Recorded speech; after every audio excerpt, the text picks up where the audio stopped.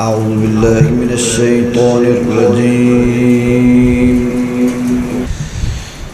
بسم الله الرحمن الرحيم.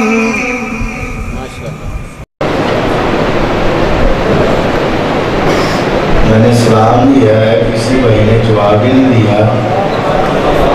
بیٹھے ہوئے نا، وہ ویڈیو لائے نہ کہ کلہ ہی تقریر کرتا گیا بتا کوئی.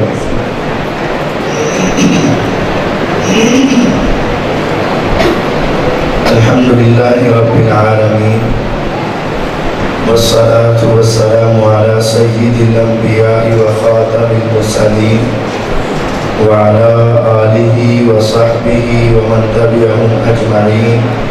اما بعد، اللهم صل على محمد وعلى آل محمد كما صليت على إبراهيم وعلى آل إبراهيم إنك حميد مجيد.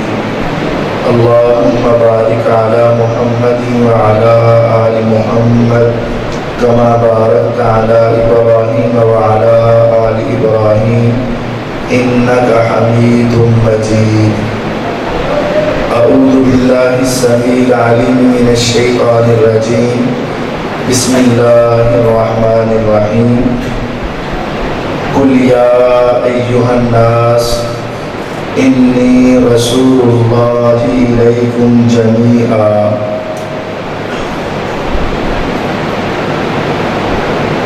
جناب رسول اکرم صلی اللہ علیہ وسلم ساری انسانیت کے لیے اللہ تعالیٰ کے آخری نبی اور رسول بنا کر بھیجے گئے. آپ کے اس دنیا میں آنے کے بعد انسانوں کی کچھ ذمہ داریاں ہیں جن کو ادا کرنا ہر مسلمان پر فرض ہے.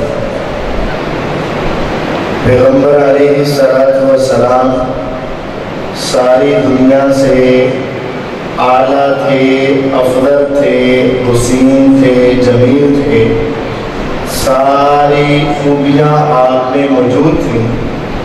جب تک انسان ان خوبیوں کے ساتھ ساتھ نبی کریم صلی اللہ علیہ وسلم پر ایمان نہیں لائے گا، اس وقت تک وہ انسان کامیاب نہیں. آپ کے آنے کے بعد انسانوں پر جو حقوق لاگو ہوتے ہیں ان میں سے 3-4 باتیں آپ کے سامنے رکھنا چاہتا ہوں. پہلی بات یہ ہے کہ ہمارے علاقے معاشرے میں یہ بات سمجھ لی گئی ہے کہ صرف آپ کی شان بیان کر دینا یہ ہمارے لیے کافی ہے. یہ بات ادھوری ہے. جو شخص پیغمبر علیہ السلام کی شان کا منکر ہے وہ انسان دائرہ اسلام سے خارج ہے. لیکن صرف شان مان لینا یہ کافی نہیں. شان بھی اور ایمان بھی دو بات. مشرکین مکہ نبی کریم صلی اللہ علیہ وسلم کے حسن میں اختلاف نہیں کرتے. سب کا کہنا تھا کہ پورے مکے میں سب سے حسین کون ہے؟ محمد صلی اللہ علیہ وسلم. سب کہتے ہیں.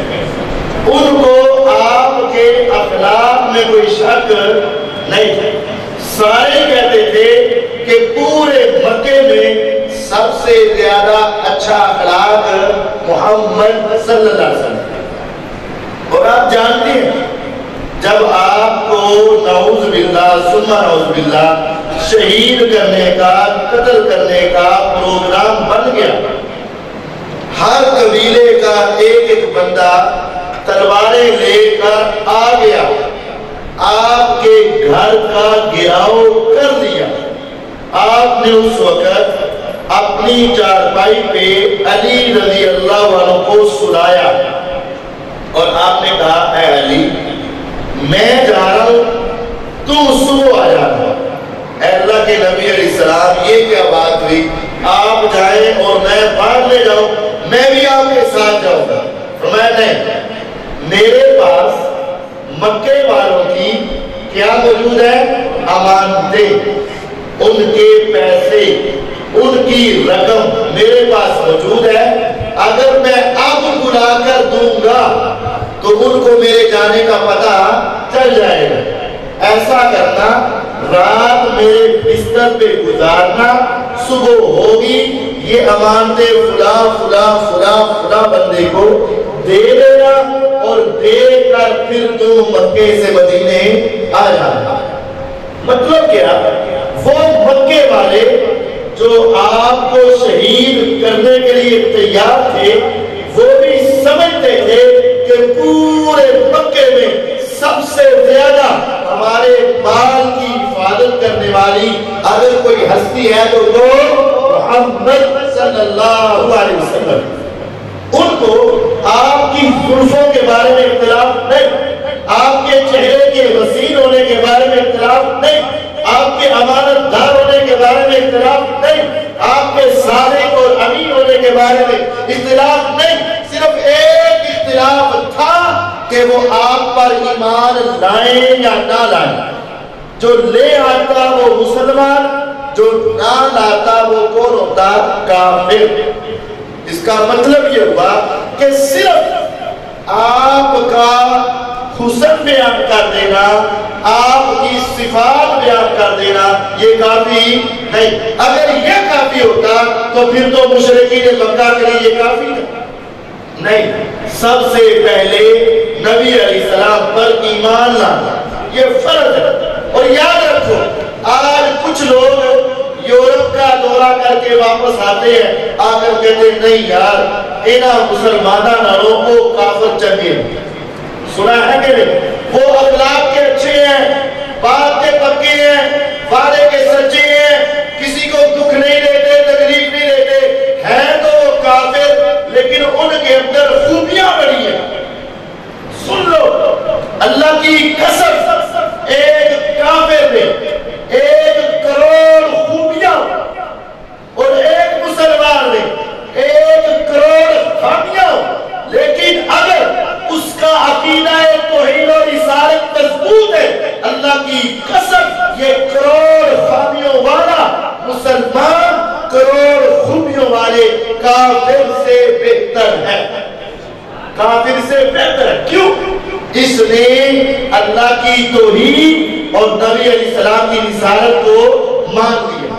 اور حدیث ہے، جو کافر جس کے کان میں نبی علیہ السلام کے آنے کی بات آواز پڑ گئی، اس کو پتا چل گیا ایک نبی آئے تھے، مکے میں پیدا ہوئے تھے، مدینے میں فوت ہوئے تھے، کلمہ توحید لے کر آئے تھے، میری دعوت جس کافر تک پہنچ گئی، اگر میرے اوپر ایمان لائے بغیر، نبی علیہ السلام کہہ رہے ہیں اگر میرے اوپر ایمان لائے بغیر مر گیا، فرمایا کروڑوں نیکیاں بھی ہوں وہ بندہ جہنم میں جائے گا، کیونکہ ایمان نہیں لایا۔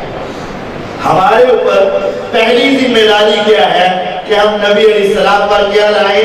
ایمان لائیں۔ اور اللہ کا بڑا شکر ہے کہ سامنے جتنے افراد بیٹھے ہیں یہ پیغمبر علیہ السلام پر ایمان لا چکے ہیں اور ایمان لائے ہوئے، یہ ہماری خوش قسمتی ہے۔ لیکن ایک بات ہے، ایمان لے آئے ہیں لیکن ابھی وہ ایمان ذرا کمزور ہے، سب کا نہیں لیکن بعض لوگوں کا ایمان ابھی کمزور ہے۔ کمزور ایمان کیا ہے؟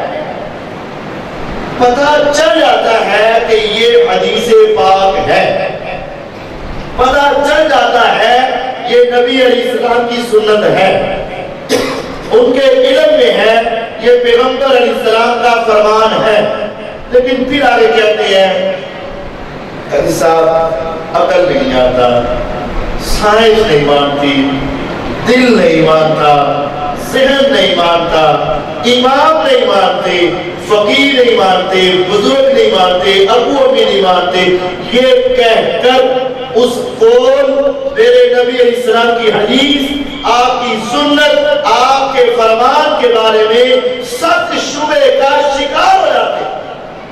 یہ ایمان کی کمزوری ہے. ایمان اس طرح کا ہو جس طرح کا ایمان سیدنا ابو بکر صدیق رضی اللہ عنہ کا تھا. کیا تھا؟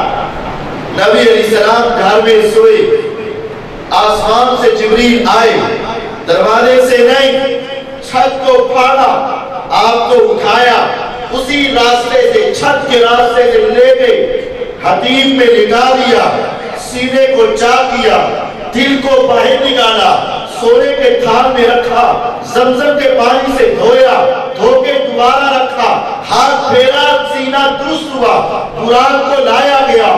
براق برق سے ہے, برق کا معنی بجلی. اس جانور کی رفتار بجلی کی رفتار تھی, جہاں نگاہ جاتی وہاں پاؤں جاتا. پیغمبر علیہ السلام کو اس پر بٹھایا گیا, جبریل ساتھ چلے. پیغمبر علیہ السلام مکے سے نکلے, بیت اللہ سے نکلے, بیت المقدس میں پہنچے. پیغمبر علیہ السلام نے وہاں سٹے کیا, وہاں رکے. 40 دن کے جانے کا سفر, رات کی تاریکی میں پہنچے.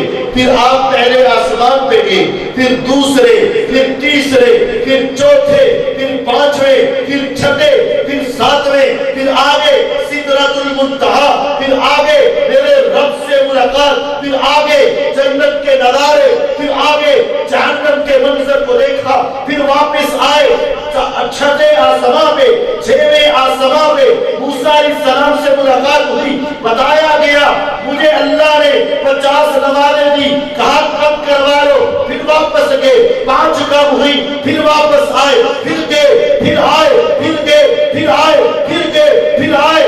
9 چکر لگا کے پھر آپ زمین پہ آئے, دوبارہ بیت المقدس میں پہنچے. سارے انبیاء موجود تھے, سب کو امامت کروائی, 2 رکعات پڑھائی. پھر آپ واپس آئے, مدینہ مسجد نبوی کے پاس آئے, اپنے گھر میں آئے. آپ سوئے ہوئے اٹھے اور آپ نے کہا یہ سارا سفر میں نے کیا, لیکن ابھی رات ختم نہیں.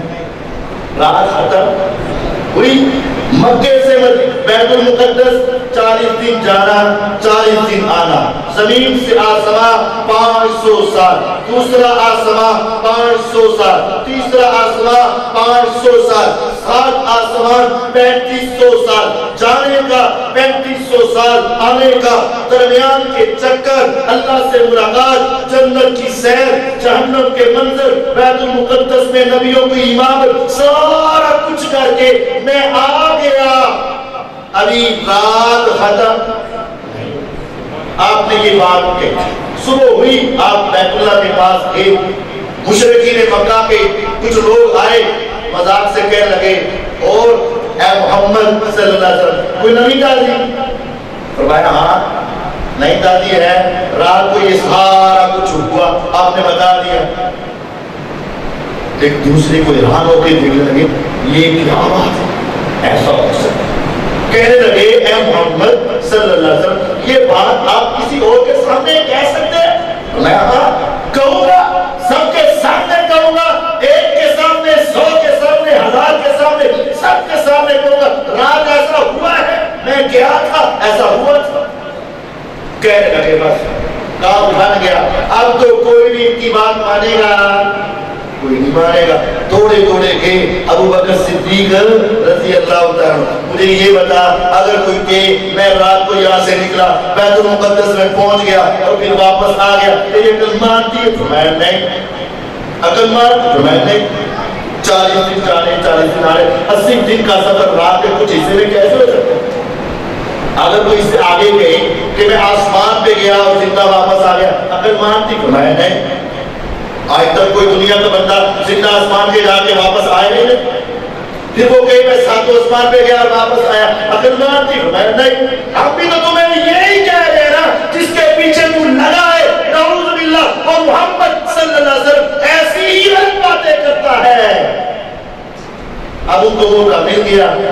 ابو بکر صدیق رضی اللہ عنہ چونکے اور کہنے لگے ارے بتاؤ یہ بات میرے نبی نے کہی ہے؟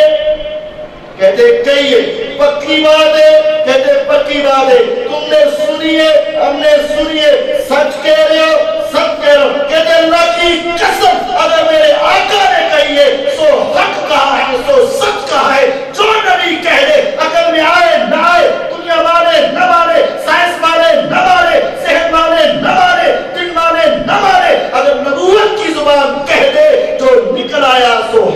نکلا, جو نکلا سو سچ نکلا.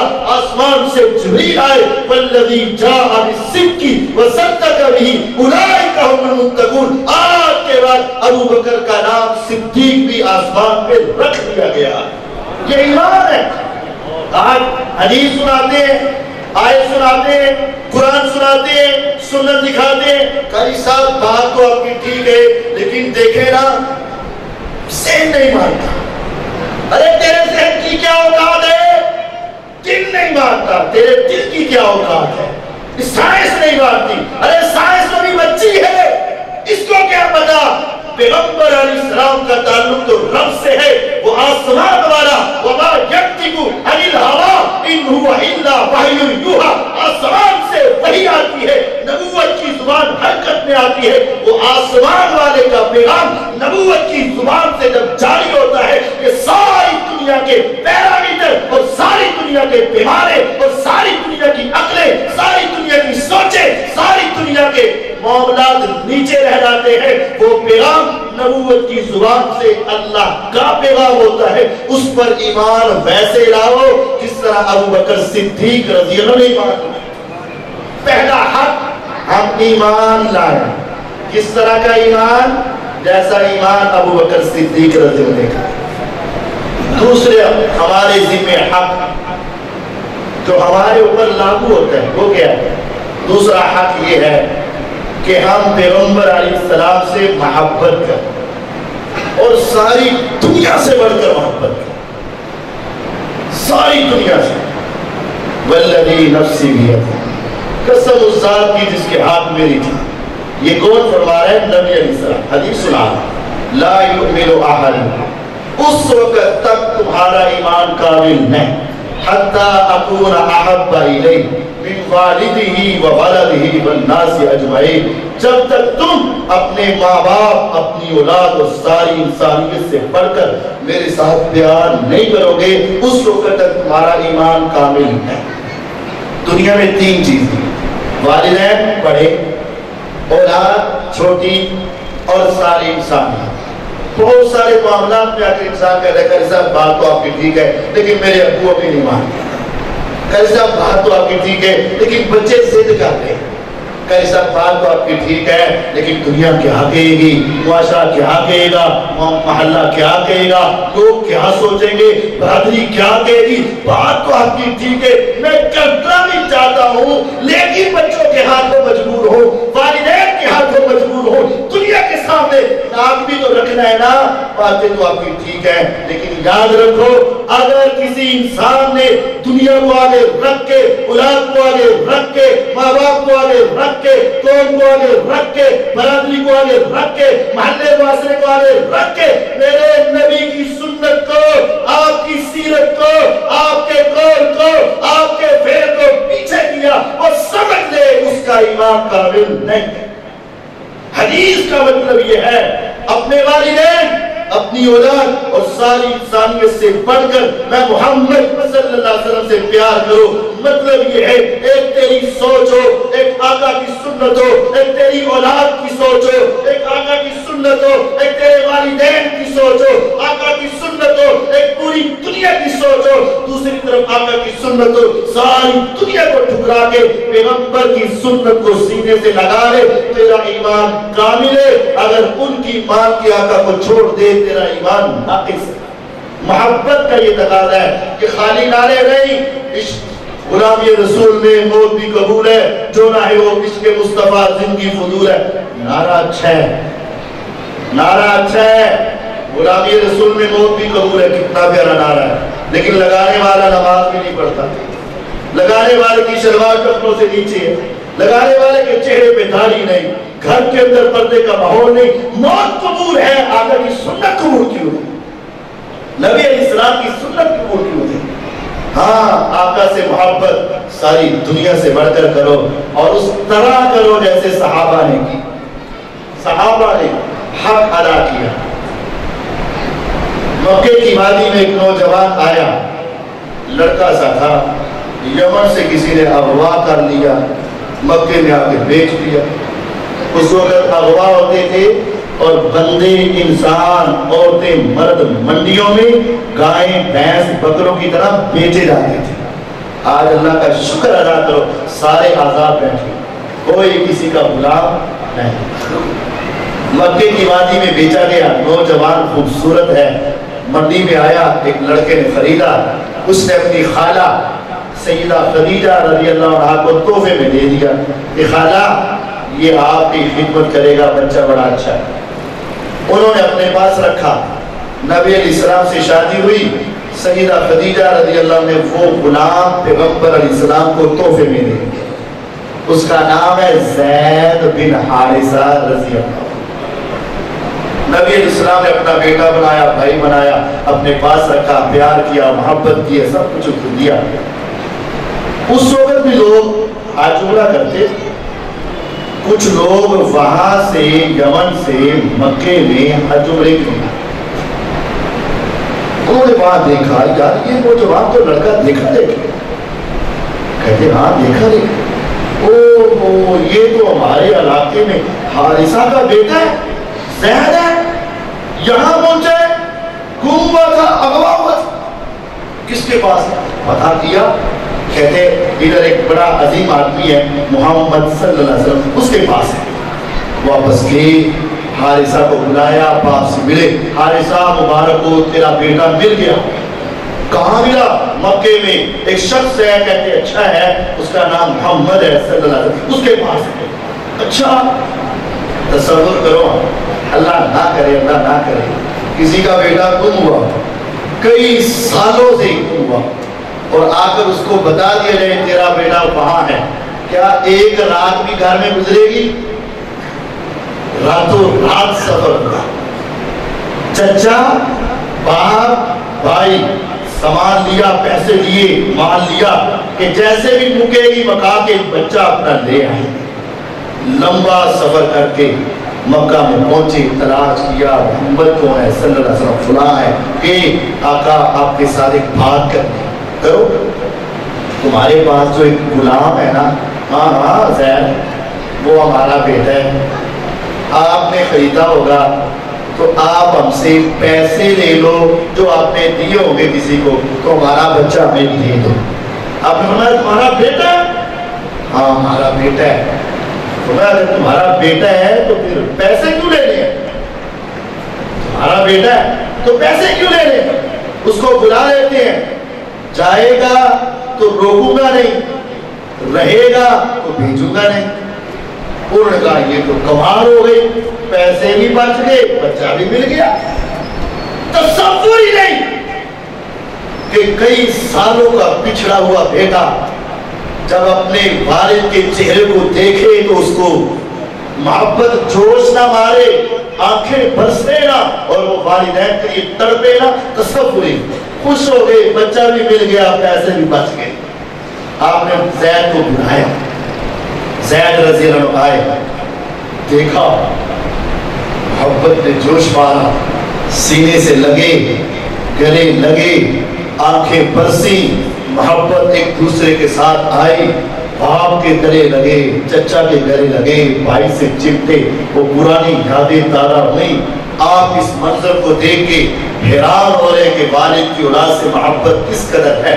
جب مل کر بیٹھے فرمایا زید رضی اللہ عنہ پتہ ہے یہ کون ہے؟ اور یہ میرے باپ ہے, یہ میرے چچا, یہ میرے بھائی ہیں. خوشی کی لہر دوڑی ہوئی. فرمایا زید پتہ ہے کدھر آئے ہیں؟ کدھر آئے ہیں؟ فرمایا زید یہ کہتے ہیں کہ ہم تجھے لینے کے لیے آئے, اگر جانا چاہو تو محمد تمہیں روکے گا نہیں صلی اللہ علیہ وسلم, اور اگر رہنا چاہو تو تمہیں جانے نہیں دے گا. تصور کیجیے, ماں باپ بھائی چچا والدین گھر رشتے دار محبت.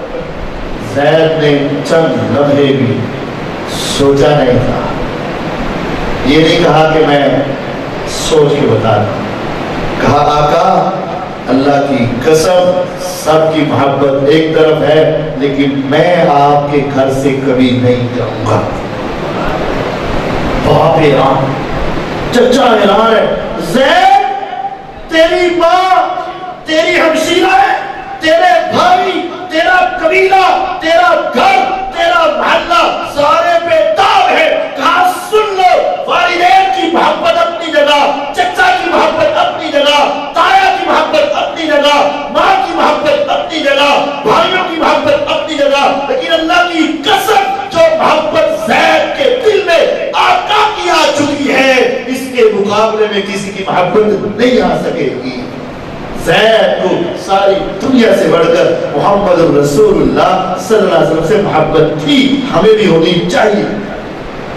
اور شیخ سنا رہے تھے نا، اس کو میں ذرا مختصراً دوبارہ دہراتا ہوں۔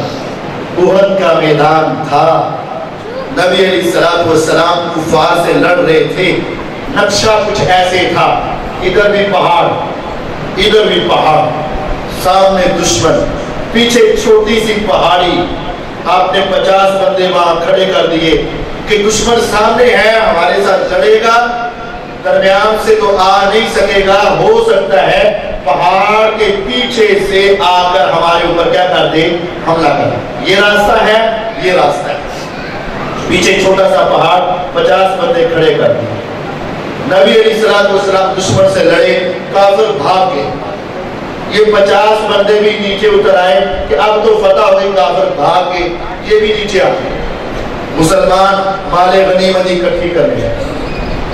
دور جا کر خالد ابن ولید رضی اللہ عنہ، جو اس وقت کافر تھے اور کافروں کے سردار تھے، سپہ سالار تھا، دور سے دیکھا کہ پیچھے رستہ صاف ہو، وہ چند گھوڑوں کی ٹیم لے کر پیچھے سے ہوتے ہوئے دوڑتے ہوئے آ گئے، جس کا ڈر تھا وہ ہو گیا۔ اب مسلمان درمیان میں، کافر آگے اور کافر مسلمانوں پر اچانک وہ کافر بھی پلٹ آئے، یہ بھی آگے حملہ ہوا، مسلمان درمیان میں پسے گئے۔ اب پیچھے سے جب تیر آتے، تلواریں آتی، حملہ ہوتا، سمجھ نہیں آتی پیچھے کون ہے، مسلمان ایک دم سے بکھر گئے۔ نبی علیہ السلام ایک خیمے میں تھے، 11 صحابہ آپ کے خیمے کے پاس، باقی مسلمانوں کو جنگ میں ایک دم سے پتہ ہی نہیں چلا، کوئی ادھر بھاگا، کوئی ادھر، کوئی ادھر، کوئی ادھر، سارے بھاگے، اور کافروں نے مشہور کر دیا کہ نعوذ باللہ ثم نعوذ باللہ محمد صلی اللہ علیہ وسلم شہید ہو گئے۔ مسلمان حوصلے ہار بیٹھے کہ اگر آقا ہی نہیں رہے تو ہمیں لڑتے کیا ہے۔ اب 11 صحابہ آپ کے خیمے کے اور کافروں کا ایک جتھا ادھر آ گیا۔ اب کافروں نے کہا کہ ہم نے نعوذ باللہ سارا زور آپ کی شہادت کے اوپر لگا دے۔ نبی علیہ السلام نے کہا تھا کون ہے جو آج میری حفاظت کرتے ہوئے اپنی جان کا نذرانہ دے۔ پتا تھا پکا یہ 11 افراد وہ 20 افراد گھیرے کے لیے آئے، جو ایک ایک لڑے گا، پتا تھا آج میری زندگی کا آخری دن ہے، یقین تھا کہ آج شہادت بھی پکی ہے۔ نبی علیہ السلام نے کہا کون ہے جو میرے لیے اپنی جان کا نذرانہ دے؟ کسی ایک نے بھی یہ نہیں کہا آقا میری بھی بیوی ہے، میرے بھی بچے ہیں، میرے بھی والدین ہیں، میرا بھی قوم قبیلہ ہے، اس کو کہہ دے، اس کو کہہ دے، اس کو کہہ دے۔ کعبے کے رب کی قسم 11 تلواریں اپنے ہاتھوں کو لے کر اٹھی، میں لڑنا چاہتا ہوں، میں لڑنا چاہتا ہوں، میں لڑنا چاہتا ہوں، میں لڑنا چاہتا ہوں۔ آپ نے کہا 10 میرے خیمے کا گھیراؤ رکھے، دشمن کو قریب نہ آنے دے، ایک آگے ہو کر لڑے، وہ شہید ہوئے، دوسرے لڑے شہید ہوئے، تیسرے لڑے شہید ہوئے۔ تاریخ میں موجود ہے 10 صحابہ باری باری اپنی جان کا نذرانہ دے کر جنت میں کود رہے ہیں، جنت میں جا رہے ہیں۔ 11ویں صحابی حضرت طلحہ بن عبید اللہ رضی اللہ عنہ جب آخری صحابی رہ گئے، وہ خیمے کے باہر نکلے، پیغمبر علیہ السلام کے دفاع کے لیے لوگوں کی تلواریں خیمے کے قریب پہنچ چکی تھی، اپنے ہاتھ کو آگے کر کے ان کے حملوں کو روک رہے تھے۔ ان کے بازو پہ اتنے زخم آئے، بازو سن ہو گیا، 80 سے زیادہ زخم لگے، ابھی گرے ہیں۔ مسلمانوں کا ایک بڑا گروہ، بڑا جتھا آیا، کافروں کو پیچھے بھگایا، کافر بھاگ کے مسلمان پھر آ کر نبی علیہ السلام کی حفاظت کے لیے معمور ہوئے، 10 نے جانیں دے دی۔ نبی علیہ السلام باہر نکلے، صحابہ کو دیکھ رہے تھے، میرے اوپر جان کس کس نے نچھاور کی ہے، محبت کا حق کس کس نے ادا کیا ہے۔ ایک صحابی زخموں سے چور تھے، لیکن آخری لمحات ابھی ان کے باقی تھے، آخری سانسیں چل رہی تھی۔ میرے نبی علیہ السلام نے غور سے دیکھا، ابھی اس کے کچھ سانس باقی ہیں۔ پیغمبر علیہ السلام قریب بڑھے، آپ وہاں بیٹھے نہیں کیونکہ دشمن کا بھی خطرہ موجود تھا، آپ قریب گئے، آپ نے اپنے پاؤں کو تھوڑا سا آگے کیا، اس نے پورے زور لگا کر اپنی گردن کو اٹھایا، آقا کے پاؤں پہ رکھا، ابھی رکھا ہی تھا تو روح پرواز کر گیا۔ روح پرواز کر گیا۔ کیسی عظیم موت تھی۔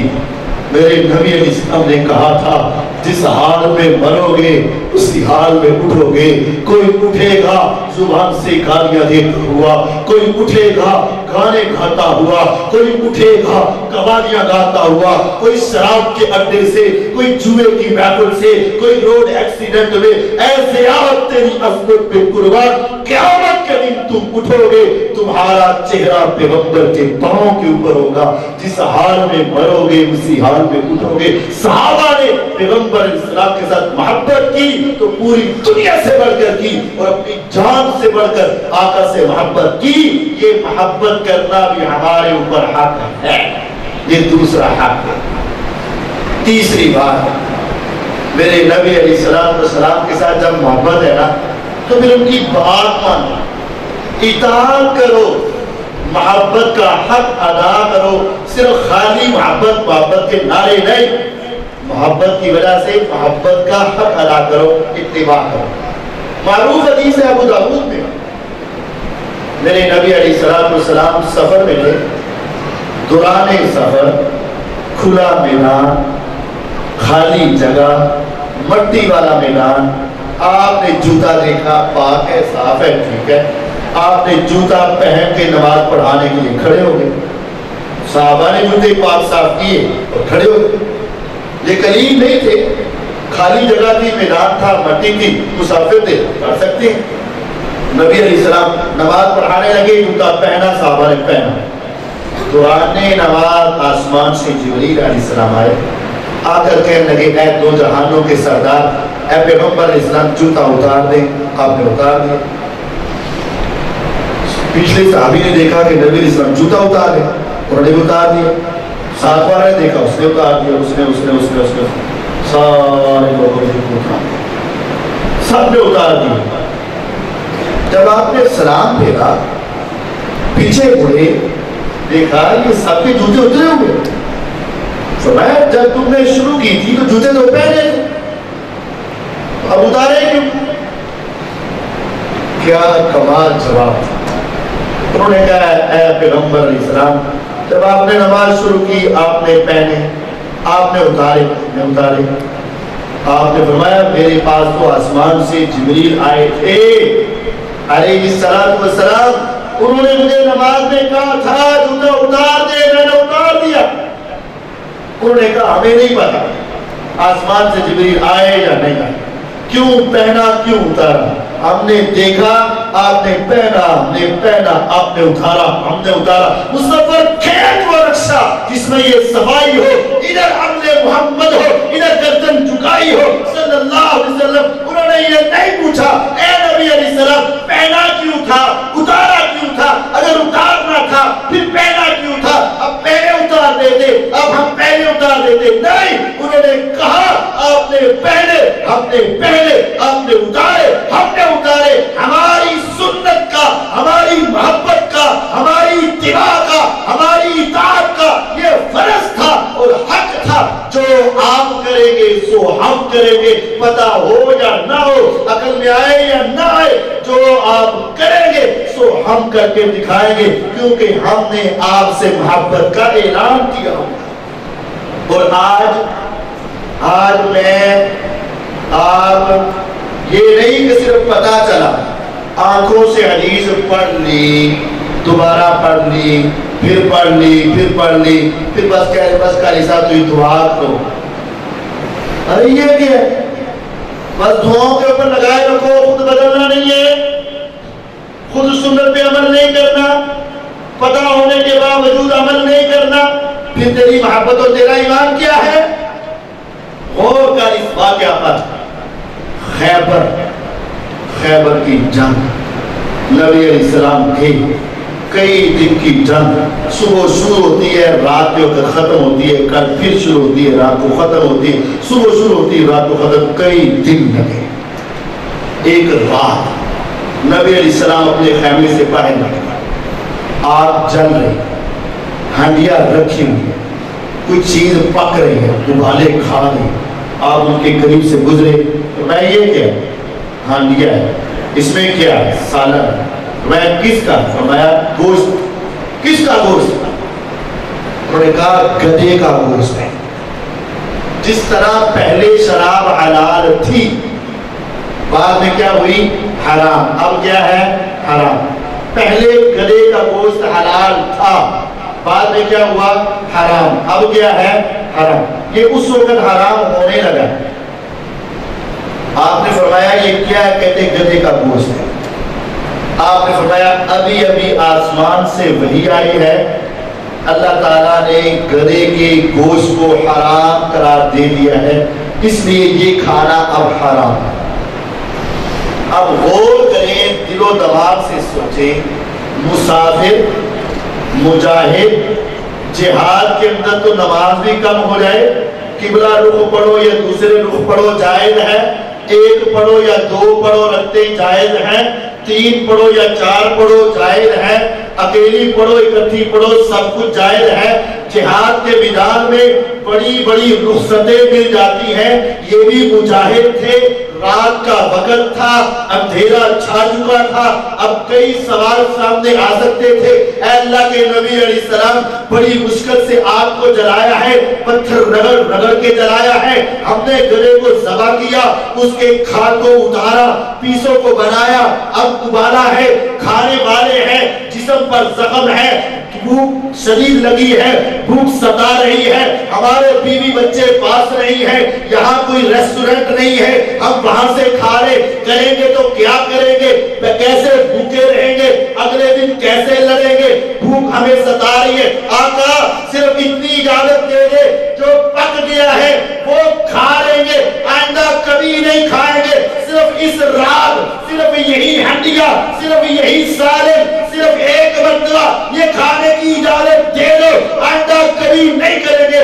کعبے کے رب کی قسم، صحابہ نے کوئی بہانہ نہیں بنایا۔ فَأُخْفِيَتِ الْقُدُورُ حدیث میں ہے، صحابہ نے ہنڈیا پکڑی، اوپر اٹھائی، اوندھی کر کے سب کچھ گرا دیا، کہا آج اگر یہ حرام ہے، آج کے بعد نہیں، آج سے ہی حرام ہے، اور ہم اس کے ایک نوالے کو بھی کھانے کے لیے تیار نہیں۔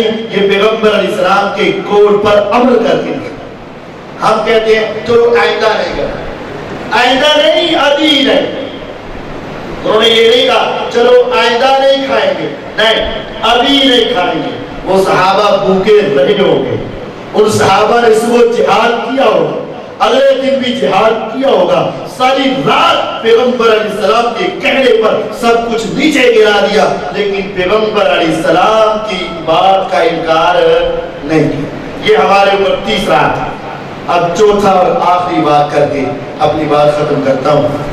چوتھا حق یہ ہے، ہم نبی علیہ السلام پر درود پڑھیں۔ پہلا ایمان، دوسرا محبت، تیسرا اطاعت، چوتھا درود۔ نبی علیہ السلام پہ درود پڑھنا یہ ہمارے اوپر فرض ہے۔ یا ایھا الذین آمنوا صلوا علیہ وسلموا تسلیما، اے ایمان والو نبی علیہ السلام پر درود اور سلام پڑھو۔ یہ حکم ہے، اور حکم فرض ہوتا ہے، ضرور ہوتا ہے۔ جو شخص درود کا منکر ہے وہ در حقیقت جنت کا منکر ہے۔ کیوں؟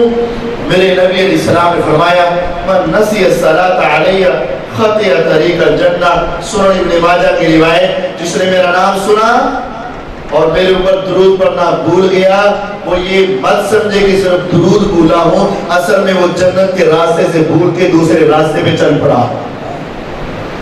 جو درود بھولا در حقیقت وہ جنت کا راستہ ہی بھول گیا، اور جو جنت کا راستہ بھول گیا وہ دوسری طرف پہ چلا گیا۔ درود پڑھنا ضرور ہے۔ جب یہ آیات نازل ہوئی صحابہ آئے، آ کر پوچھا اے اللہ کے نبی علیہ السلام اہلا سہلا مرحبا۔ نبی علیہ السلام کو کہنے لگے اے پیغمبر علیہ السلام، اللہ تعالیٰ کہتے ہیں درود و سلام بھیجو، سلام تو ہمیں آتا ہے، السلام علیکہ ایہا النبی ورحمۃ اللہ وبرکاتہ، السلام علیکہ وعلی عباد اللہ الصالحین، سلام تو آتا ہے، درود کو تھا پڑھنا۔ لکھ لو بخاری میں، مسلم میں، ابو داؤد میں، ترمذی میں، نسائی میں، ابن ماجہ میں، تقریباً حدیث کی ہر کتاب میں یہ حدیث موجود ہے۔ صحابہ نے پوچھا اے پیغمبر علیہ السلام، اللہ کہہ رہے ہیں، اللہ تعالیٰ فرما رہے ہیں درود پڑھو، سلام پڑھو، سلام ہمیں آتا ہے، درود آپ سمجھا دیں۔ آپ نے کون سا درود پڑھا؟ اٹھائیے بخاری، مسلم، ابو داؤد، ترمذی، نسائی، ابن ماجہ، دارمی، بہقی، دارقطنی، مستدرک حاکم، حدیث کی ہر کتاب اپنے قاری کے پاس جائے، عالم کے پاس جائے، مفتی کے پاس جائے، محدث کے پاس جائے، خطیب کے پاس جائے، کہو اس آیت کے نازل ہونے پر صحابہ نے پوچھا تھا اے پیغمبر علیہ السلام کون سا درود پڑھے، وہ حدیث مجھے دکھا دو۔ اس میں کیا ہے؟ جو درود تم نماز میں پڑھتے ہو وہی درود نبی علیہ السلام نے پڑھ کے دکھایا۔ اللہ تعالیٰ نے اگر کہا ہے میرے اوپر درود پڑھو تو یہ پڑھنا ہے، یہ درود ہے۔ اللہم صلی علی محمد وعلی آل محمد کما صلیت علی ابراہیم وعلی آل ابراہیم انکا حمید مجید۔ اللہم بارک علی محمد وعلی آل محمد کما بارکت علی ابراہیم وعلی آل ابراہیم انکا حمید مجید۔ یہ درود پڑھنا ہے۔ میرے نبی علیہ السلام نے کہا من صلی علیہ عشرا حین یصبح وعشرا حین یمسی ادرکتہ شفاعتی یوم القیامہ۔ آج اپنی زندگی میں ایک وظیفہ یہ بنا لو، صبح کی نماز پڑھو 10 مرتبہ یہی درود پڑھو، شام کی نماز پڑھو 10 مرتبہ یہ درود پڑھو، اگلے دن صبح کو، پھر رات کو، پھر صبح کو، پھر شام کو، پھر دن کو، پھر رات کو، کرتے کرتے کرتے کرتے کرتے کرتے کرتے کرتے زندگی ختم ہو جائے گی۔ فرمایا آ جانا تیرے نام اعمال میں لاکھوں گناہ بھی ہوں گے، میں محمد صلی اللہ علیہ وسلم تیرے ساتھ وعدہ کرتا ہوں تو آج درود پڑھتا رہے، کل میں تمہیں پہچان جاؤں گا اور میں تیری سفارش کر کے تمہیں معاف کروں گا۔ سفارش لازم ہے۔ یہ نبی علیہ السلام پہ درود پڑھو، درود کی بے شمار فضائل۔ 4 باتیں میں آپ کو سمجھا کے جا رہا ہوں۔ نبی علیہ السلام کے آنے کا مقصد صرف آپ کا حسن دکھانا نہیں تھا، آپ کے چہرے اور زلفیں دکھانا نہیں تھا، اصل مقصد تھا کہ لوگ آپ پر ایمان لائیں۔ ہمارا پہلا حق کیا ہے؟ ہم نبی علیہ السلام پر کیا کریں؟ ایمان لائیں۔ اور کس طرح ایمان؟ جس طرح ابو بکر صدیق رضی اللہ عنہ نے کہا۔ دوسرا حق آپ کے ساتھ محبت کریں۔ کتنی محبت؟ ساری دنیا سے، والدین سے، اولاد سے اور اپنی جان سے بڑھ کر محبت کریں، یہ دوسرا حق ہے۔ تیسرا حق کہ جب محبت کی ہے تو بات مانیں اور آپ کی ہر حدیث کے اوپر عمل کرنے کی کوشش کریں۔ چوتھا پھر آپ کے اوپر کثرت کے ساتھ درود پڑھے۔ یہ درود ہماری نجات کے لیے بہترین ذریعہ ہے۔ اللہ تعالیٰ مجھے اور آپ کو سمجھنے اور اپنی اصلاح کرنے اور ان باتوں پر عمل کرنے کی توفیق عطا فرمائے۔ وآخر دعوانا الحمدللہ۔